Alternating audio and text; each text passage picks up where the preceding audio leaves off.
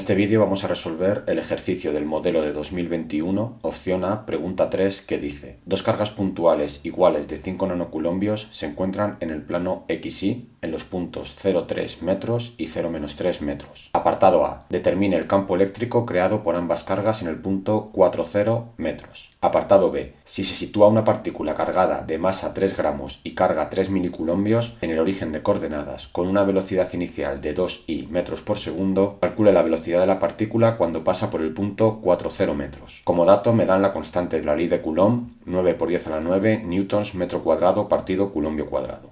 Empezamos por el apartado A, donde vamos a tener la siguiente situación. Tenemos las dos cargas situadas en el punto 0,3 y 0,3 y queremos calcular el campo en el punto 4,0.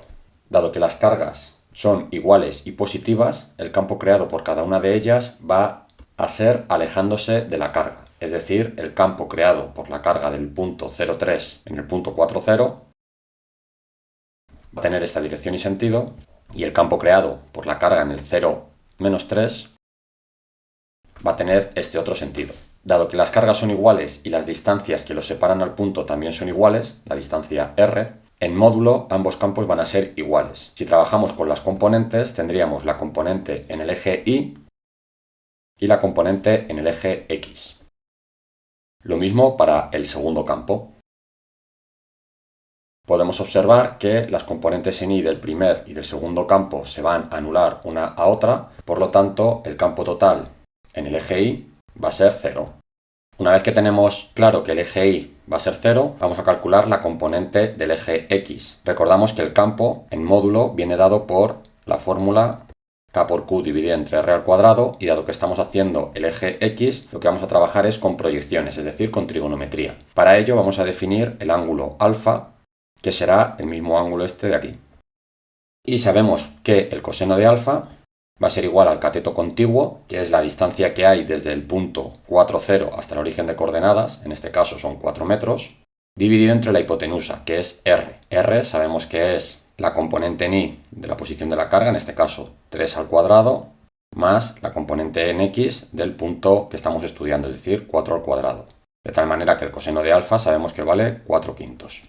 Y por supuesto también tenemos que dar el valor de r, que son 5 metros. Una vez que tenemos esto hecho, sabemos que el campo total va a ser igual al campo total en x multiplicado por el vector unitario y, que en este caso será el módulo del campo por el coseno de alfa, ya que es la proyección, y multiplicado por el vector unitario.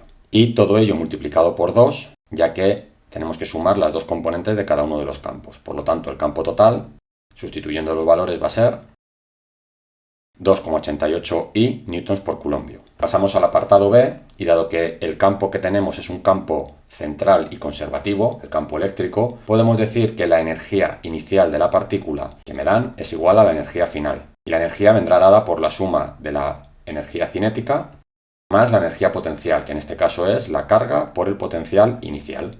Lo mismo para la situación final. El potencial lo tenemos que calcular en la situación inicial, que es el origen de coordenadas, es decir, el potencial en 0,0, que será igual al potencial creado por ambas cargas. Como están a la misma distancia, la distancia A será 2 veces k por la carga dividida entre la distancia, que en este caso es A. Sustituyendo, obtengo que el potencial en este punto son 30 voltios. El potencial final es el potencial en el punto 4,0, que será 2 veces el potencial creado por una de las cargas, ya que la distancia es la misma. En este caso la distancia es r. Y el resultado me da 18 voltios. Por lo tanto, si despejo la velocidad final en la ecuación, obtendré que la velocidad final es igual,